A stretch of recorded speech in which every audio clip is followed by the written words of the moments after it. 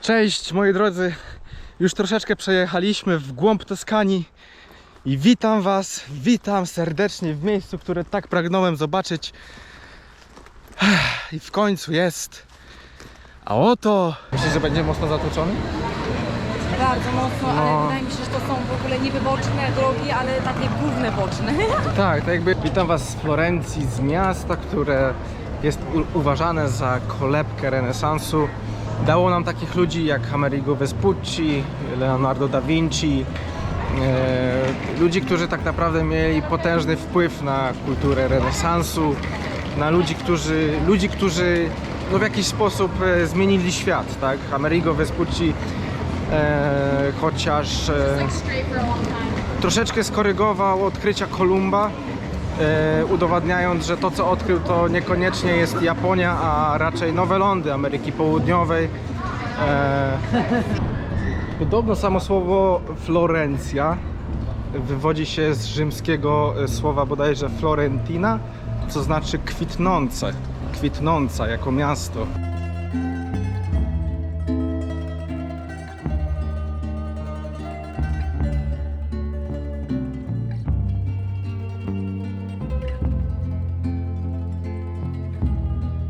Jesteśmy przy Santa Maria del Fiore, przy budowli, która znajduje się również została umieszczona na liście UNESCO. Jest to cały kompleks. Ogólnie całość budowano około 150 lat. I tutaj macie takie, nie wiem jak to się nazywa, czy portaliki, scenki. Każda jedna jest inna. Każda jedna jest inna, po tej stronie są dwa rzędy, z drugiej strony również, więc jest ich przynajmniej kilkadziesiąt na wieży, zarówno jak te rzeźby, nie rzeźby, tylko, tak dobrze mówię, rzeźby, również każda jedna jest inna, każda przedstawia co innego. No jest to tak niesamowicie misternie wykonane, że ogólnie kopuła, którą widzicie, przepraszam, tak, dobrze mówię, kopuła waży 40 000 ton łącznie, czyli to tak jakbyście mieli około 1400 wagonów pasażerskich takich pustych.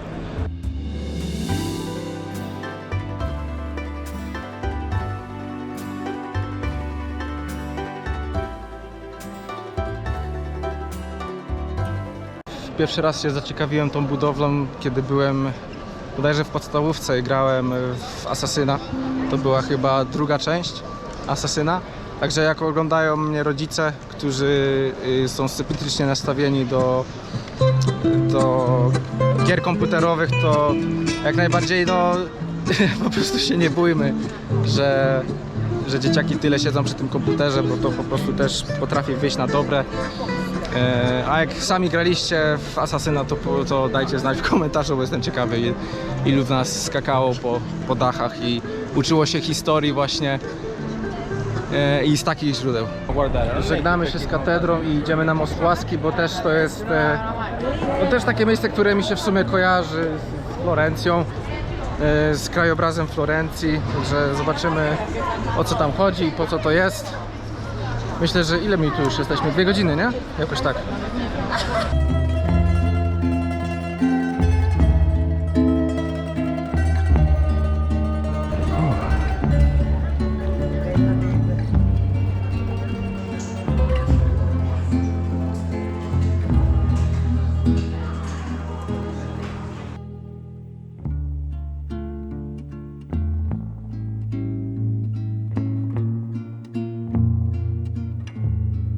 Piękne zabytki, pięknymi zabytkami, ale tłum w sumie jest jednym z głównych takich, jednym z głównych aspektów, przez których po prostu wolę naturę.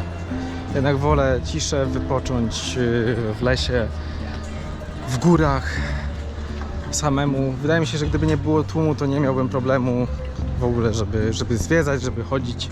Mimo tego, że jest to wszystko piękne, no jak najbardziej też po to jest ta wyprawa, żeby zobaczyć też miejsca właśnie te też najbardziej znane, nie? Te nieznane również też, jak najbardziej.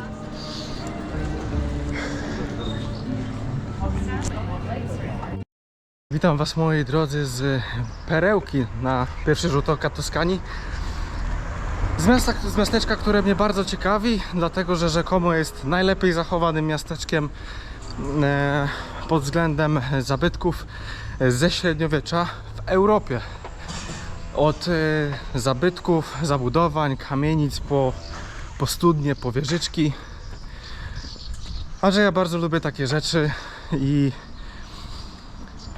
zawsze lubiłem być gdzieś, gdzie faktycznie ta historia jest żywa, to jestem strasznie ciekawy po prostu, co tam dzisiaj zobaczę. Jest ogólnie bardzo stromo i ciepło, także będę troszeczkę głośniej oddychał, będę troszeczkę czasami nawet sapał, ale tak. Podobno pierwsze wzmianki o San Gimignano pochodzą z około 930 roku, czyli no już chwilka upłynęła. Musiałem odejść troszeczkę dalej, bo robotnicy wiercili. San Gimignano, moi drodzy, miasteczko, które no pierwsze swoje wzmianki tak naprawdę ma z około 930 roku. Ogólnie dzisiaj oprócz zabudowań i swojego takiego pierwotnego historycznego stanu posiada 14 wież z 72, które również w okresie, powiedzmy, świetności miasta ówcześnie były takim znakiem rozpoznawalnym i zamożni mieszkający właśnie w San Gimignano budowali je, by podkreślić po pierwsze swój status, ale też pełniły to pewne funkcje obronne z racji tego, że San Gimignano leży na wzgórzu. Zatem najlepiej byłoby po prostu na taką wieżę wejść i obserwować otoczenie, tak?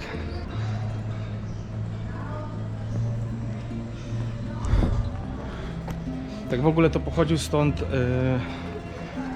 włoski artysta, który wykładał na Akademii Sztuk Pięknych bodajże w Krakowie, jeżeli się nie mylę. I też był nauczycielem synów naszego Kazimierza Jagiellończyka. Tutaj chłodno jest, fajnie. To jest plus, bo są same kamieniczki, takie widać bardzo... Jak to można powiedzieć? Nagie. No wiecie, bez żadnych elewacji, czy jak to tam się nazywa.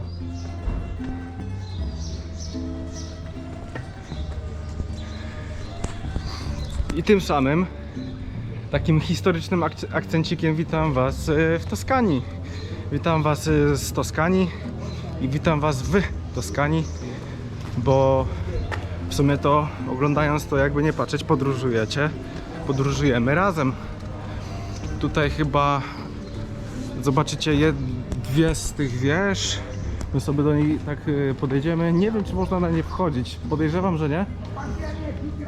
Ogólnie większość z nich się zawaliła w związku z tym, że ich fundamenty po prostu nie były najsilniejsze, tak? One były stawiane co prawda przez możnych, przez zamożnych ludzi, ale no ich trwałość pozostawała wiele do życzenia, zatem no przynajmniej ostały się 14, tak? Zatem dzisiaj możemy co nieco podziwiać.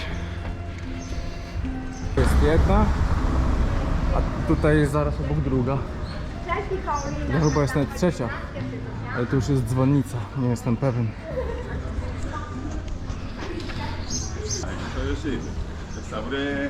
Fajnie, że jest tutaj chłodno, ale to już mówiłem. No i busik taki sobie jeździ też. Ogólnie jakoś nie przeszkadza mi ten taki ruch samochodowy w takich miejscach, no bo jednak z jednej strony to troszeczkę faktycznie odbiera takiego spokojniejszego klimatu, no ale z drugiej strony w dzisiejszych czasach jak niby miałoby to funkcjonować. Faktycznie bez takiej logistyki zmotoryzowanej. No wiecie, o co chodzi. To się wydaje być chyba placem głównym, ale wątpię. Pójdziemy tu. To jest kościół. A propos jeszcze samochodów, to obok jest bardzo duży płatny parking, ale Znaleźliśmy parking bezpłatny troszeczkę dalej, chyba z jakieś, nie wiem, 5 minut dosłownie piechotą od centrum, od placyku. Także spoko. No właśnie, takiej wielkości jest to miasteczko, że 5 minut musiałem iść od wszystkiego. Tak, nie wiem gdzie idę, ale gdzieś idę. Lubię tak wchodzić w miasteczka od strony 4 liter. A jak się uda, to polatamy dronem, bo widziałem, z tego co widziałem, to jesteśmy na całkowicie otwartej strefie, a we Włoszech otwarta strefa równa się 120 metrów. Także zobaczymy, czy się uda, a czemu miałoby się nie udać, skoro po prostu można.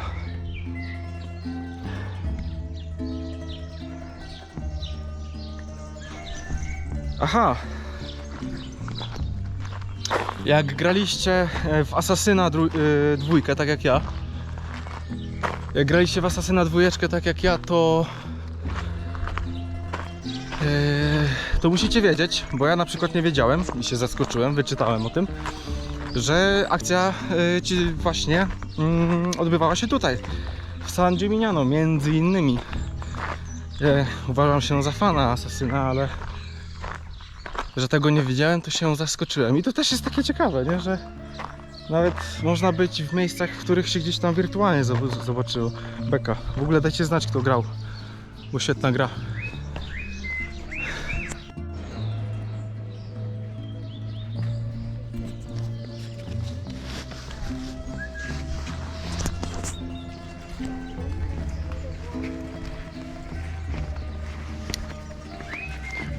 Podoba mi się też we Włoszech, że w parkach, no właśnie, jak to nazwać?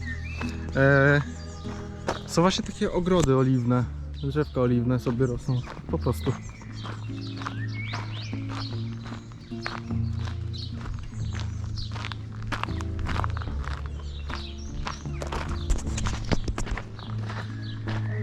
Dobra, idziemy dalej. Myślę, że później chyba wejdę do tego kościoła, też jestem ciekawy, co on ma do zaoferowania.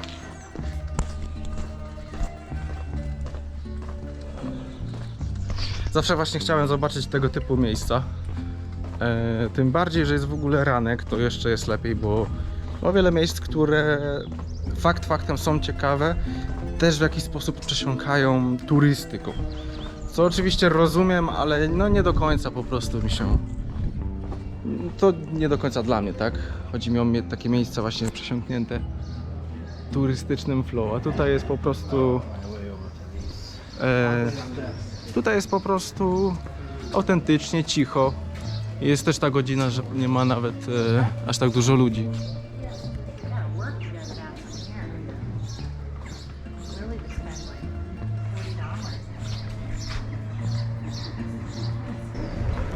Chyba wchodzę na bardziej ruchliwą uliczkę.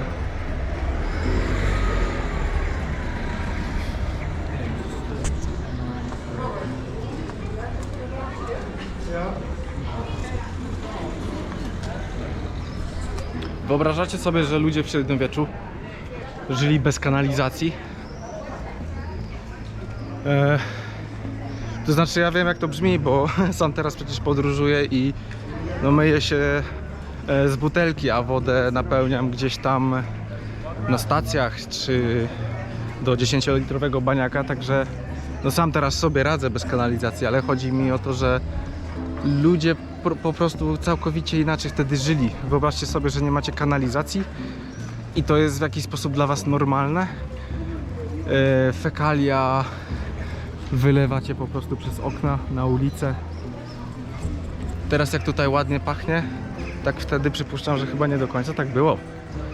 A tutaj jest studzienka oryginalna, która została wykopana w 1300 którymś roku. Zejdę, bo Państwo robią sobie zdjęcie, żeby nie przeszkadzać. To jest właśnie ta studzienka. Ciekawe też na to zobaczyć. 1360 czy 40, już nie pamiętam który rok. No i oczywiście jest no zasłonięta, w sensie tu jest jakby taki, tam jest szyba z tego co widzę. Dodatkowo jest jakby dodatkowa osłona, no i ludzie wrzucają pieniądze ze względu na szczęście, nie? Ciekawe. W sumie z drugiej strony jakby nie patrzeć, to chyba jest no tak odpowiedzialnie to zrobione, bo żeby ludzie tam nie świecili do środka, nie? Żeby jednak jak już zachowywać autentyczność, to zachowywać. Może sobie jakiegoś Red Bulla kupię, jak myślicie? Nie, wczoraj piłem i przedwczoraj też. W ogóle jak patrzę tutaj na kawiarenki i na stoliki, które są powystawiane na zewnątrz, to przypomniało mi się właśnie odnośnie picia kawy. Byliśmy w kawiarni Paszkowski we Florencji i już nauczyliśmy się właśnie zamawiać kawę przy barze, jeżeli to znaczy tak, to ogólnie jest tak, że jeżeli chcecie przyjść wypić kawę i pójść, a tak okazuje się często Włosi robią, to polecam wam po prostu zamówić przy barze. I co ciekawe, w kawiarniach najpierw się płaci, mówisz za co chcesz zapłacić, idziesz z rachunkiem do barmana i on po prostu patrzy co masz na rachunku i ci to przygotowuje. To też w sumie ciekawy, fajny tip, myślę. I właśnie, po prostu chciałem wam to powiedzieć. Tak sobie przypomniałem. Tak, tu jest kościół. Zaraz przeczytamy co to za kościół.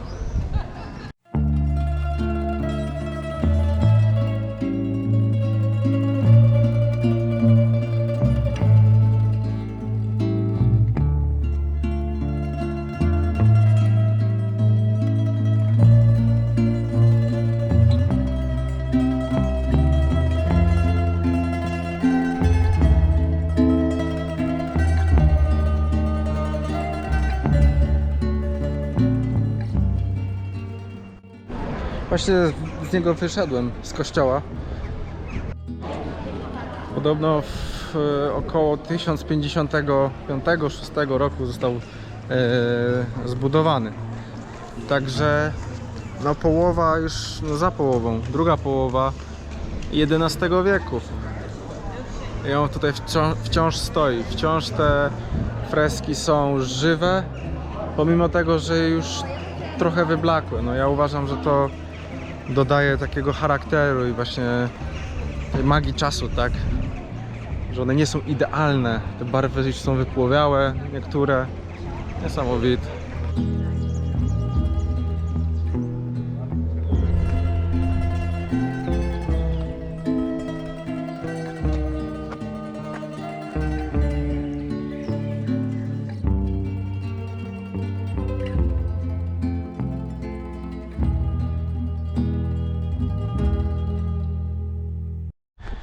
Cześć moi drodzy, już troszeczkę przejechaliśmy w głąb Toskanii i witam was, witam serdecznie w miejscu, które tak pragnąłem zobaczyć.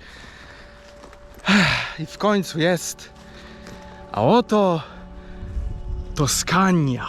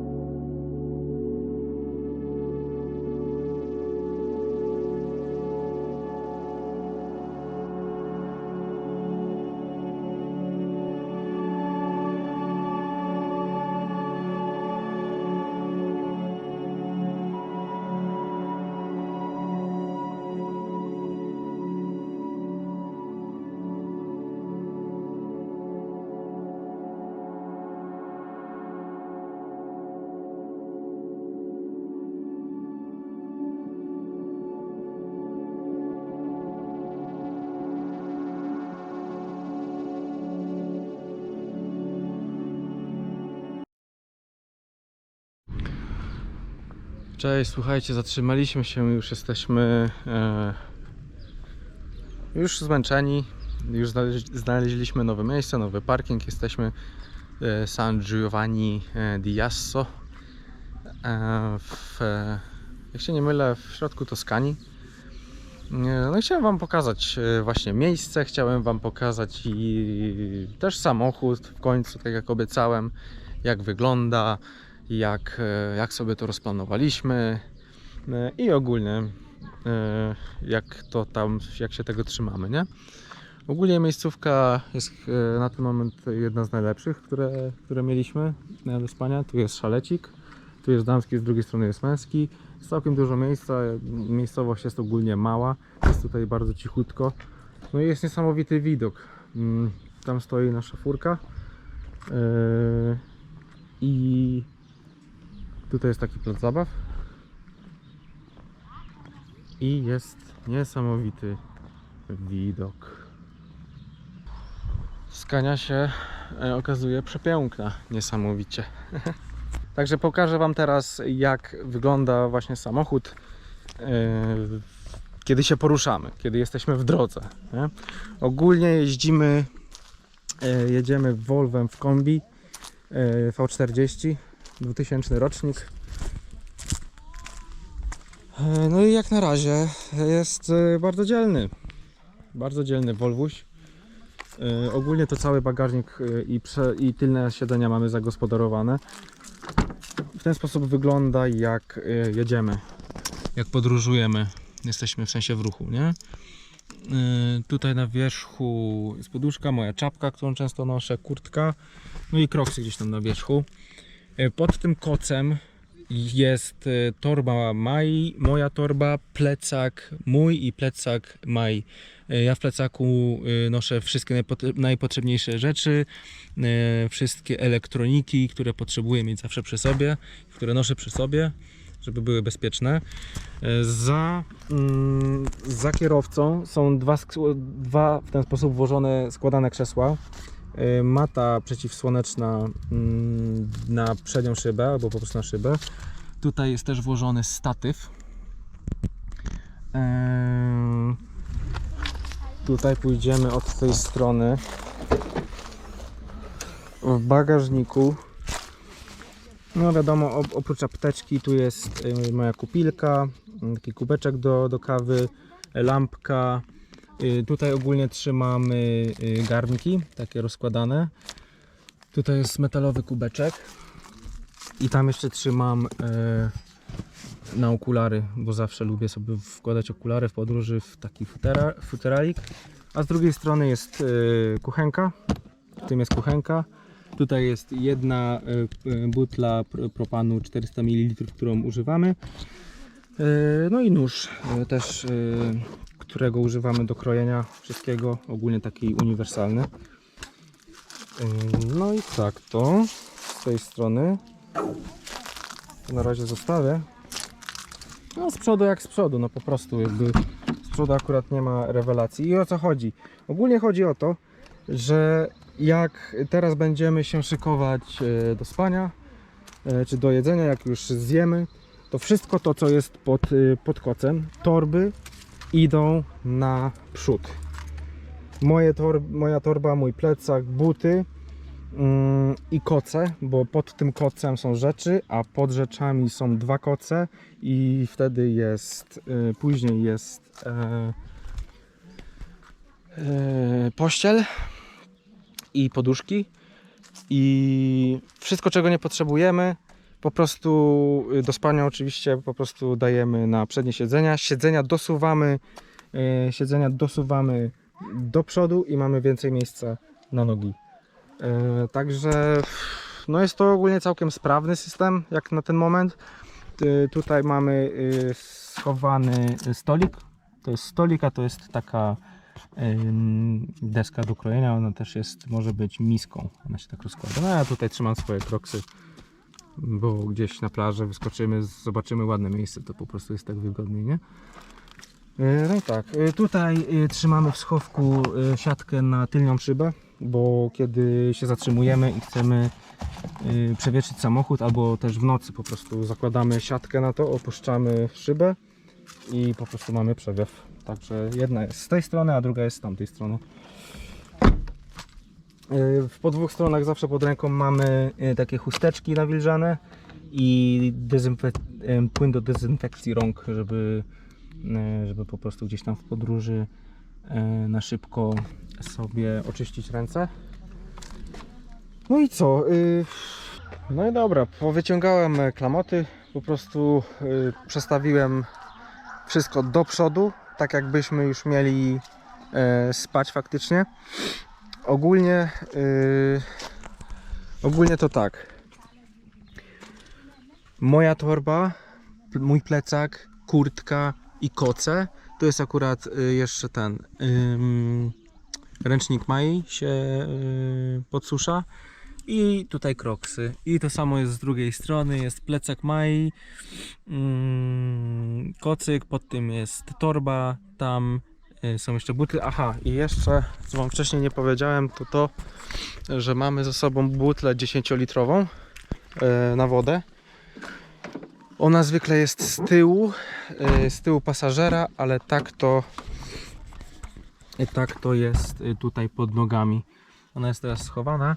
Ja to jeszcze wszystko będę wyciągał i tak dalej. Ja po prostu zrobiłem tak, żebyście mniej więcej widzieli, jak to wygląda. No i tak. No i tutaj mamy pościel. Tam zwykle mamy głowy. Po prawej ja, po lewej Maja. No i tak to wygląda. I to jakby poszło do przodu, bo odsunąłem fotele. Tutaj jeszcze te dwa krzesła i statyw też idzie jakby do przodu, ale na razie tego nie robię. I to po prostu też się przesunie do przodu i zrobi się miejsce na nogi, nie? No i tak to wygląda. Tak to wygląda.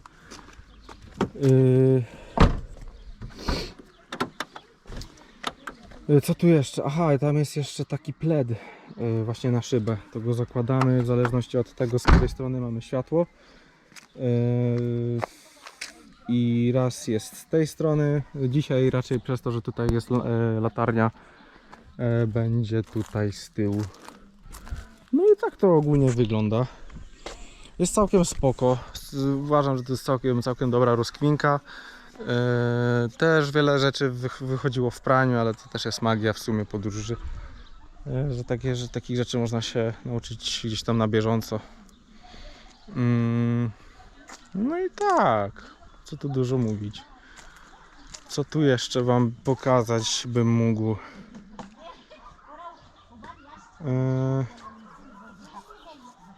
No, aha, i ogólnie najprawdopodobniej będę musiał to jeszcze raz wszystko dać na tyły, bo tutaj jest tak troszeczkę, jakby samochód stoi, jest jakby lekko przekrzywiony i myślę, że może to być lekko niewygodne, także jeszcze będę musiał go po prostu przestawić. Albo Maja go przestawi. Aha, jeszcze jedno, ale to wam już chyba pokazywałem, już wam pokazywałem, jak ja się myję. Mamy oprócz buty 10-litrowej, którą uzupełniamy na stacjach, uzupełniamy w McDonaldach, w centrach handlowych. Raczej nie robimy tego przy autostradach, bo autostradami jeździmy bardzo mało, więc po prostu fizycznie nas tam raczej nie ma. Tak, używamy takich do mycia się codziennego. Jak wstajemy, budzimy się, to myjemy się z butelek 1,5 litrowych, które też wcześniej mamy już napełnione. Maja polewa mi, albo robimy to samemu. Jak chcemy umyć twarz, ręce, to po prostu sobie polewamy na dłonie, robimy miseczkę z dłoni i się po prostu myjemy. Ale ogólnie Maja wynalazła genialną aplikację ogólnie odnośnie znajdowania parkingów i to jest w ogóle świetna sprawa. To mi rozwala mózg, że coś takiego w ogóle istnieje. Odnośnie właśnie bezpłatnych parkingów możecie sobie zaznaczyć właśnie, czy chcecie mieć szalet, prysznic, na pralnię i na całej terenie Włoch. Są pozaznaczane takie punkty, także naprawdę to ułatwia tego typu podróże, bo jest po prostu no wygodniej. No, cały czas tak naprawdę wodę można mieć